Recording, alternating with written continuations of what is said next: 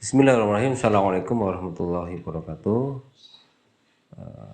Pemirsa dimanapun tempat berada, alhamdulillah kita berjumpa kembali ya di media ini.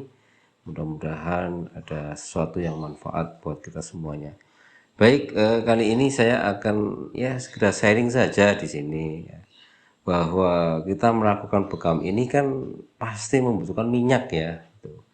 Bagaimana sih ya, dan jenis minyak apa yang perlu ya, dan penempatannya itu sesuai dengan tempatnya ya. Artinya menempatkan sesuatu pada tempatnya, kemudian beberapa jenis minyak itu yang untuk penggunaan bekam itu ya, yang tepat itu jenis minyak-minyak yang bagaimana gitu. Ini sekedar sharing supaya kita semua tahu, baik praktisi maupun pelanggan bekam ya, sehingga tahu keilmuan ini sehingga ya nanti bisa saling saling menguatkan ya.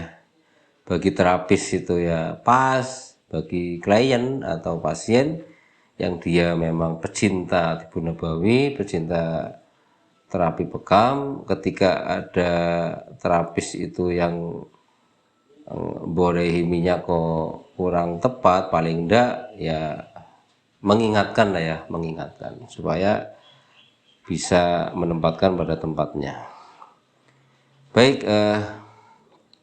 jadi di sini itu ada jenis minyak ya. Ini ada dua jenis minyak.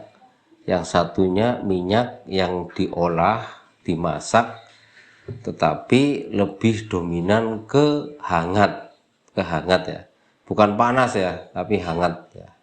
Kalau panas banget kan ada yang minyak itu ya, panas banget kayak itulah di merek keluaran itu kan ada minyak tapi panas banget ada.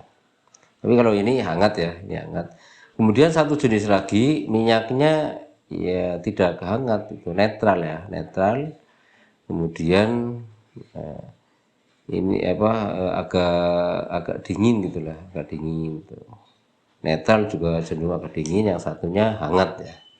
Nah, bagaimana penggunaannya untuk bekam? Ya, jadi bekam ini karena kita tahu semuanya bahwa teknik terapi bekam ini kan mengeluarkan darah di permukaan kulit. Jadi kita berpikir ya, apa-apa yang diperlukan ketika kita berkaitan dengan darah ya, berkaitan dengan darah ketika dibekam ini ya kan. Nah, di awal biasanya untuk rangsangan awal ini kan diperlukan terutama di tubuh ya, di tubuh bagian belakang ya, punggung. Nah, yang namanya punggung biasanya aktivitas apalagi musim hujan-hujan ya, itu kan artinya di area punggung ini sirkulasi darah ya belum begitu lancar lah, apalagi kadang-kadang kehujanan, patogen dingin itu menyerang pada tubuhnya, itu kan bekuan-bekuan itu masih ada gitu. Maka ketika dibekam itu syarat untuk merangsang sirkulasi darah supaya lancar, kemudian darah itu di bawah kulit ya, di dalam daging itu supaya terangsang, dia jadi lancar ya, enggak beku lagi. Itu kan berarti harus dirangsang sesuatu yang hangat. Nah, sesuatu yang hangat. Jadi kenapa di bekam itu kadangkala ada ini infrared ya, kita beli di alat-alat kesehatan kan ada itu infrared. Itu biasanya sebelum dibekam itu di infrared dulu, itu yang warnanya merah kan di sini ya. Terus itu supaya dia hangat. Itu kan tujuannya adalah supaya menghilangkan bekuan-bekuan darah-darah yang belum lancar itu, supaya dia dihangati ya. Nanti terurai kayak gitu. Itu tujuannya supaya nanti ketika dibekam itu hasilnya maksimal. Kayak gitu. Kemudian ada yang bentuknya pakai garam itu. Garam dibuntel, kemudian dimasukkan yang untuk masak nasi itu namanya es cooker ya. Jadi itunya, tempat nasinya itu diambil, kan itu pemanasnya saja itu ya. Itu garam itu nanti ada campuran rempah-rempah, terus dibuntel, nanti dimasukkan ke rice cooker tadi. Nanti setelah itu dia ambil ya. Jadi kayak kantong itu isinya itu garam dan rempah-rempah, kemudian di tubuhnya itu dikasih ini, terutama yang di belakang itu diseret, seret itu tuh enak itu. Garam juga ketika dipanasi juga untuk membuang ya paling enggak toksit-toksit yang di permukaan, kemudian sesuatu yang menutup pori-pori kulit itu dengan garam ini juga sangat terbantu sekali, artinya menghilangkan kotoran-kotoran yang ada di pembuluh-pembuluh apa di ini apa pori-pori itu, pori-pori tubuh itu. Nah itu alasannya ya intinya adalah mengurai darah supaya sirkulasi darah lebih lancar. Maka kalau saya pribadi di sini itu menggunakan minyak ini, namanya minyak urotang ya. Kalau saya makanya ini karena di sini memang minyak yang hangat, kemudian minyak ini juga adalah urotang, artinya penguat urat otot dan tulang. Dan ini sifatnya panas, maka di sini digambarkan juga ada untuk pinggang ya, itu warnanya merah, itu intinya adalah ini untuk menghangatkan. Biasanya di awal saya gunakan minyak ini ya di Gria Sehat kami ya, Gria Sehat Holistik ya, Lebah Emas. Itu biasanya saya olesi dengan minyak urotang dulu, diolesi terus ya, nanti udah terasa hangat, itu enak. Nanti dibekam luncur itu, nanti tempat yang mau dikopi itu diputer-puter, itu rata-rata enak banget itu. Baru diolesi aja udah enak. Nah, itu jadi prinsipnya itu adalah minyak yang pertama untuk relaksasi itu adalah yang bersifat hangat.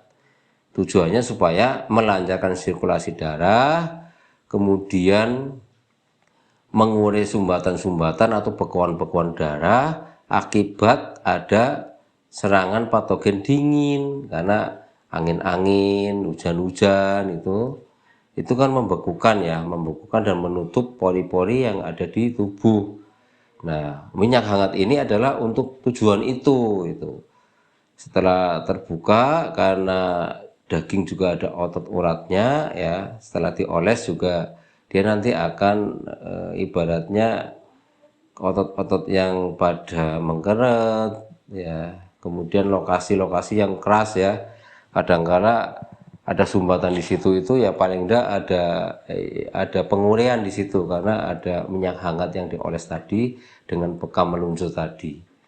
Maka tidak hanya minyak yang saya pakai, enggak apa-apa, yang penting prinsipnya adalah minyak di awal untuk mengolesi sebelum dilakukan bekam itu adalah yang ada unsur hangatnya, jenis minyaknya minyak yang hangat. Tapi ini sudah dimasak dengan ramuan tertentu ya, ada minyak penghangatnya juga ramuan tertentu yang memang ya untuk tujuannya menguatkan urat otot dan tulang, mengurai sumbat-sumbatan, kemudian bisa untuk rematik dingin ya, dan patogen-patogen dingin lah intinya untuk mengatasi itu, dan untuk melancarkan darah di seputar punggung tadi. Nah, ini minyak yang jenis ya, panas ya. Kalau saya biasanya di Gria Sehat itu pakainya yang ini ya, minyak urotang itu. Kemudian ada satu minyak lagi ya, kalau ini hangat, kalau ini sifatnya dingin ya, sifatnya dingin. Maka penggunaannya adalah ketika sudah berlangsung bekam, kemudian ada pelukaan di situ, maka khusus yang luka tadi, bekas luka baik pakai lancet maupun pakai bisturi, maka minyak yang dingin ini ya, jenisnya bisa zaitun. Kalau ini sudah dimasak ya, diramu lah ya, ada minyak lentiknya, minyak kelapa, kemudian ada minyak zaitunnya itu. Terus dimasak dengan ramuan juga yang sifatnya itu memang fokus untuk mengembalikan luka, lebih cepat menutup ya.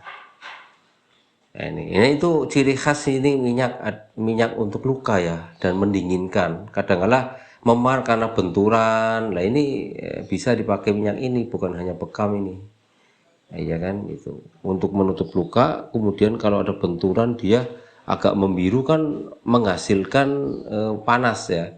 Maka dioles itu. Jadi prinsipnya ini dingin. Ada luka bakar misalnya itu sakit kan karena mateng dagingnya, itu pakai minyak jenis ini juga. Kemudian kalau kena nalpot misalnya itu juga ya, jadi benturan kena nalpot atau kebakar ya, atau memar-memar yang lain ya, itu yang hubungannya dengan luka ya, itu maka minyak yang jenisnya dingin ya. Ini namanya, kalau saya sering pakainya ini minyak kecubung ini itu. Minyak kecubung ini yang sifatnya juga dingin, yang arahnya adalah cepat mengembalikan luka yang yang terluka tadi akibat bekam itu, proses bekam itu dari luka lancet ataupun bisturi ya, atau salto sayatan. Maka saya selalunya pakai minyak ini kecubung karena ini di samping medianya adalah minyak zaitun, minyak kelapa juga ya, itu untuk luka juga bagus, dan sudah dimasak dengan ramuan yang memang mengarah kepada mengembalikan luka lebih cepat lagi gitu. Jadi kalau di luaran ya misalnya minyak zaitun atau yang lainnya ya itu monggo, yang penting saya sebagai seorang terapis juga pengajar, ini juga saya selalu menyampaikan tetap ya, dua ya, minyak penghangat itu untuk di awal ketika relaksasi sebelum dibekam, kemudian minyak yang sifatnya dingin untuk mengembalikan cepat luka itu kembali adalah minyak yang bersifat dingin ya. Begitu yang bisa saya sharekan, mudah-mudahan bermanfaat terutama bagi pemula yang mau jadi terapis bekam ataupun yang memang dia suka dengan terapi hijamah. Insya Allah mudah-mudahan bermanfaat. Kurang lebihnya mohon maaf. Assalamualaikum warahmatullahi wabarakatuh.